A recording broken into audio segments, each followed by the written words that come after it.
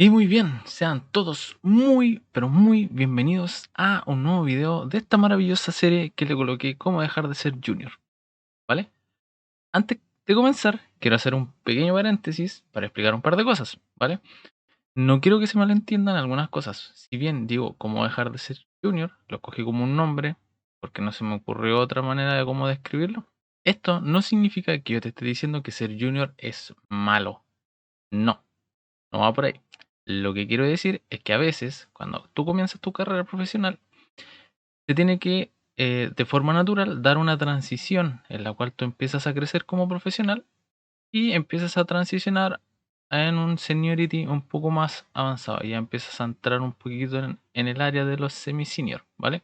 El tema es que a veces esta transición no ocurre de forma natural. ¿Por qué? Porque has tenido problemas con los equipos, tienes problemas de comunicación, no sabes cómo acudir a la gente y a veces este tipo de cosas no te nacen, ¿vale? Ya sea por muchas razones. Entonces, la idea de esto es un poquito orientarte y darte un par de consejos y tips de qué hacer o a lo mejor algo que no estás haciendo y que te pueda servir. Como a mí en su momento me sirvieron este tipo de cosas, espero que a ti te puedan servir para poder avanzar en este maravilloso mundo de la informática. Como dije anteriormente, ser junior no es malo, por el contrario, es una etapa hermosa dentro de este proceso y dentro de este ciclo profesional, ¿vale? En el cual estás en tu etapa inicial, en la cual vas a conocer, descubrir muchas cosas nuevas y maravillosas, muchos lenguajes de programación, lógica, algoritmos, tecnologías y un montón de otras cosas más. Y te vas a empezar a maravillar con todo lo nuevo que vayas encontrando. Y es hermosa esta etapa. Así que no te sientas ofendido o no te tomes esto mal. Cuando yo digo, ¿cómo dejar de ser junior? Ya que no va enfocado a decirte que ser junior es malo. Por el contrario, es algo que todos debemos vivir y es un proceso que todos debemos tener sí o sí. Dejando este paréntesis cerrado, quiero ahora sí continuar con el video.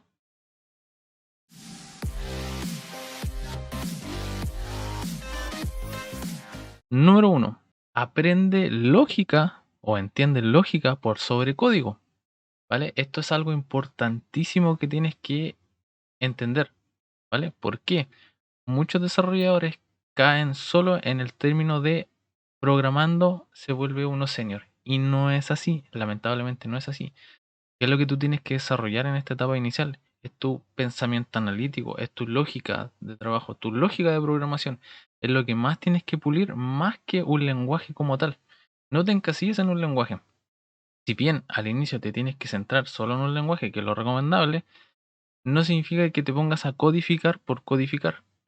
Entiende, encuéntrale el sentido a lo que estás haciendo, entiende el sentido de la programación como tal, entiende para qué sirve una estructura de control, para qué sirve un bucle, cuándo utilizarlo, cuándo no, para qué sirve la abstracción, para qué sirve el polimorfismo, por ejemplo, en la programación orientada a objetos. Entiende estos conceptos para que así después los puedas aplicar de la forma correcta y no hagas un código desordenado, un código inmantenible y un código que a futuro te puede traer problemas. Entonces, entiende lógica por sobre programación o por sobre código en realidad. Esto lo tienes que tener muy claro. Si tú entiendes la lógica de cómo hacer algo, eso lo puedes aplicar en el lenguaje de programación que quieras. No va a ser una barrera para ti el lenguaje de programación porque la lógica siempre es la misma. Pueden variar algunas cosas respecto a los paradigmas, pero lo esencial es igual. Así que todos los problemas que existen a día de hoy se pueden resolver en muchos lenguajes, porque el problema va a ser el mismo y la solución que se aplica a ese problema va a ser igual. Ahora la implementación en código puede que cambie un par de líneas, pero ya teniendo la lógica inicial de cómo resolver esto, va a ser súper suave tu transición en cuanto a los lenguajes. Y eso es muy importante y te da un salto de calidad y un valor a ti como profesional y como programador que se va a notar. Número 2, entiende lo que haces. A diferencia de lo anterior, estamos hablando sobre lógica de programación, de cómo aplicar soluciones a distintos problemas. Ahora te va a tocar entender la lógica de negocio. ¿Qué es la lógica de negocio? La lógica de negocio es la lógica que se aplica para el cliente o el problema que estás haciendo. Por ejemplo, Si tú estás trabajando en el área de banca, banco tiene una lógica específica de cómo trabajan, de cómo operan, de cómo funciona una cuenta corriente, de cómo funciona una cuenta vista. Esa es una lógica propia del negocio. Las cuentas corrientes, las cuentas vistas funcionan de cierta forma en ese banco o en los bancos en general, no así en otras áreas, ¿vale? Entonces aquí te toca un poquito esto de entender el qué estás haciendo, porque esto te va a dar un valor mucho más grande a ti en lo personal y profesional al momento de codificar. Cuando codees, te va a servir para muchas cosas. Si tú ya entiendes el requerimiento, si el requerimiento te pide hacer A y B, tú ya sabes para qué se va a ocupar ese A y B, tu desarrollo va a ser mucho mejor, porque va a estar orientado a solucionar dicha necesidad y no a un requerimiento que te dice hace A y B porque sí, ¿vale? Es muy importante que entiendas lo que estás haciendo. Tómate un tiempo cuando te den una tarea, cuando te asignen algo, tómate el tiempo de entenderlo, de entender para qué te están pidiendo eso. Muchas veces los desarrolladores solo se sientan y programan a lo loco. ¿Qué pasa con esto? A veces lo que están haciendo, que está plasmado en la tarea, la interpretación que le da el desarrollador no siempre va a ser la correcta. Y muchas veces también te puedes encontrar con otros casos más extremistas de que esta tarea ni siquiera tiene sentido para el negocio. Y que si tú entiendes el negocio, te vas a dar cuenta que esta tarea no cuadra. Y lo puedes levantar con tu responsable, con tu tutor o con la persona con la que estés trabajando y te puedes ahorrar un montón de tiempo y problemas. Porque sí, a los programadores senior, a los líderes de proyecto y cual sea el que esté más arriba, se le pueden pasar cosas. Porque ellos están viendo muchos otros temas y sí se le puede escapar una que otra cosa y no siempre todo va a ser perfecto. Somos humanos, lamentablemente cometemos errores. No por ser más senior significa que no te vas a equivocar. Eso estaría mal pensar así. Entonces, siempre anteponte un poquito a eso y ya entendiendo el negocio como tal, te va a dar esa capacidad de poder analizar, entender y levantar en caso de que haya algún error o alguna inconsistencia. Esto te va a dar un plus importantísimo porque ahora tu trabajo, tu desarrollo, tu código va a estar orientado a solucionar dicha necesidad más que simplemente codificar por codificar. Eso cambia mucho. Y un programador senior va a notar esto y se va a dar cuenta de tu evolución. Y esto es muy valorable. Así que toma interés por el negocio, toma interés por cómo funciona la plataforma, el sistema, la aplicación y la empresa que lo ocupa y las personas que lo ocupan.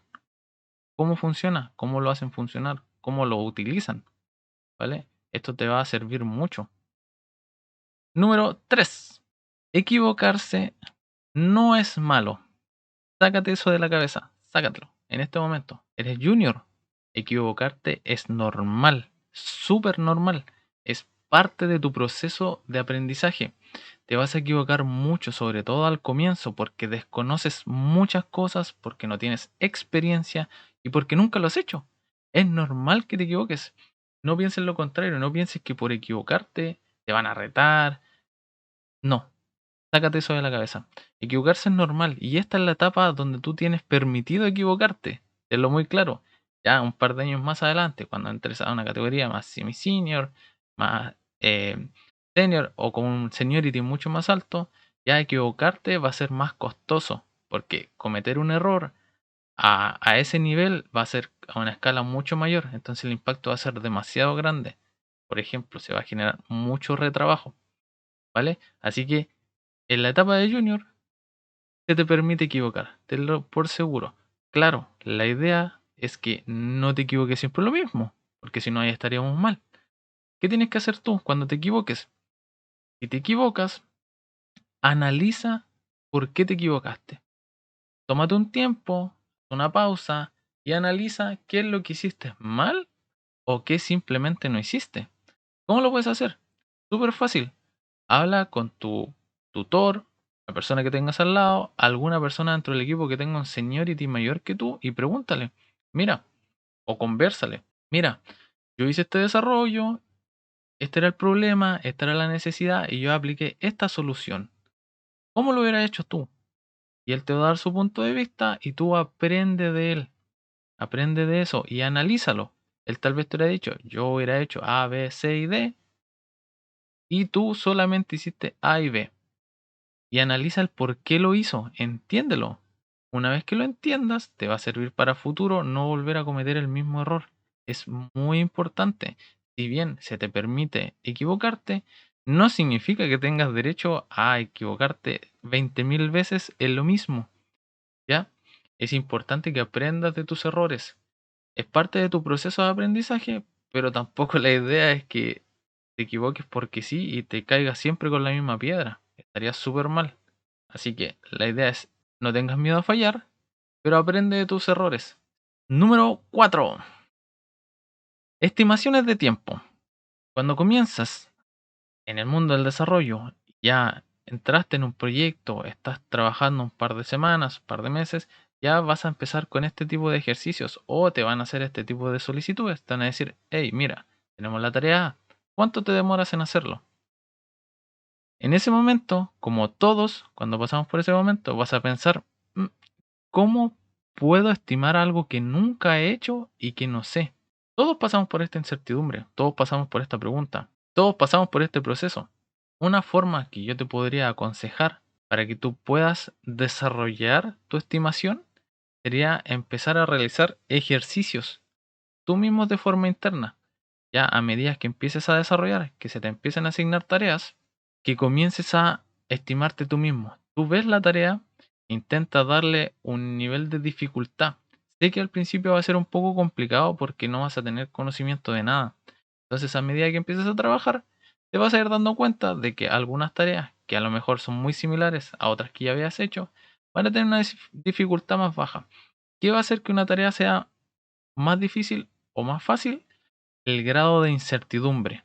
Inicialmente, porque como careces de la experiencia, como nunca lo has hecho, el nivel de incertidumbre inicialmente va a ser tu pivote o tu forma de medir para saber cuán difícil va a ser esta tarea. ¿Vale? ¿Cómo? Por ejemplo, si te toca hacer una tarea que tú sabes que ya la has hecho, para ti va a ser fácil. ¿Por qué? Porque la incertidumbre es baja, porque ya la conoces. Una tarea media vas a tener una incertidumbre un poquito mayor, pero no tan alta, porque a lo mejor va a tener cosas de tareas que ya has hecho previamente, por ende tu incertidumbre va a ser un poco más alta, pero no completa. Más o menos tienes una idea de cómo hacerlo o cómo abordarlo. Esto ya te da un grado de dificultad medio. Ahora, si por el contrario te toca una tarea de algo que nunca has hecho, significa que tu incertidumbre va a ser altísima. Al ser altísima, significa que no sabes cómo hacerlo. Por ende, va a ser una tarea difícil inicialmente. ¿Por qué digo inicialmente? Porque con el tiempo esto se debería dar de forma natural. A medida que vayas adquiriendo conocimiento, tu nivel de incertidumbre debería comenzar a bajar. Por lo cual las tareas se van a ir volviendo más fácil entre comillas, porque el nivel de dificultad va a ir aumentando. Así que si bien tu incertidumbre va a bajar, a lo mejor el esfuerzo que requiere dicha tarea va a ser mayor, pero tú ya lo vas a conocer. Por ende, tu estimación con el tiempo ya va a dejar de ser un poco cuánta incertidumbre tengo versus cuán costoso va a ser hacerlo, ¿vale? ¿A qué me refiero con costoso? Con el esfuerzo que vas a requerir para hacer esa tarea. Van a ser tareas que van a ser muy rápidas de hacer, ya va a ser, no sé, cambios de label, crear métodos simples, pero también van a haber otras tareas que tú, si bien vas a saber hacerlas, van a ser flujos más grandes, más completos, por lo cual el esfuerzo va a ser mayor, porque te va a requerir mucho más tiempo de codificar. Ese es el punto. Entonces, para recapitular y un poco hacer un overview de la idea, es que tú vayas haciendo estimaciones internas. ¿Cómo puedes estimar? Puedes estimar en base a horas y en base a días. Inicialmente te recomendaría que estimes en base a días, ya que no vas a tener tanta experiencia a un nivel tan detallado como para poder bajarlo a horas. Así que trata de usar días. Por ejemplo, una tarea fácil que te tome un día, una tarea media, 2 días y una tarea difícil, 3, 4, hasta 5 días. ¿Vale? Con eso vas a ir más o menos tanteando tus rangos. Ya como te dije, a medida que tú empieces a trabajar, tu nivel de incertidumbre debería comenzar a bajar y ahí ya empiezas a aplicar otro criterio para ver la dificultad de las tareas. Ya puede ser el nivel de esfuerzo. Y eso es lo que después realmente vas a empezar a aplicar.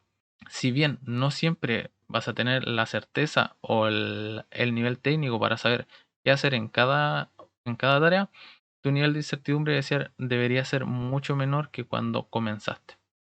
Así que ahí deberías empezar a jugar ya después con la incertidumbre y el esfuerzo para con eso evaluar el peso o la dificultad de una tarea. Muy simple, inicialmente se escucha simple, pero a la medida que lo vayas haciendo, lo vayas ejercitando, te vas a ir dando cuenta de cómo funciona esto de las estimaciones y cada vez vas a poder ir puliendo más tu nivel de estimación.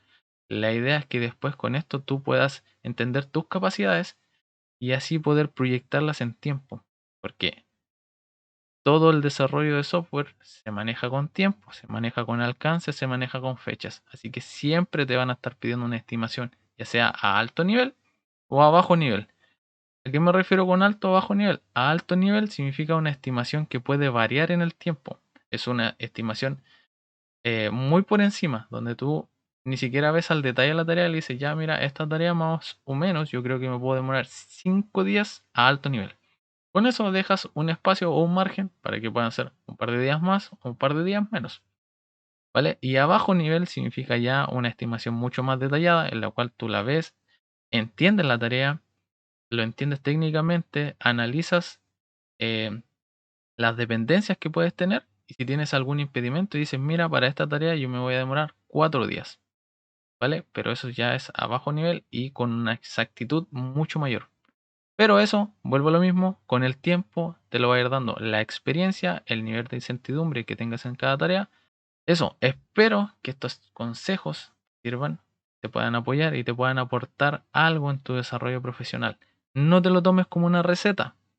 Imposible que esto sea una receta porque todos vivimos las cosas de forma distinta. Pero sí, los consejos sirven y los que te estoy dando son muy genéricos y pueden servirte en muchas ocasiones, así como a mí me sirvieron y como yo los he dado a muchos chicos con los que he trabajado y que les han servido. Esto no es a rajatabla, vuelvo a lo mismo, es un consejo nada más, no es una receta. No te lo tomes a mal. La idea es que recibas esto y si te sirve y te aporta, genial, genial por mí, ¿vale? Eso, espero que tengas un buen día, que te esté yendo bien en lo laboral y que le des con todo. Nos vemos en un siguiente video.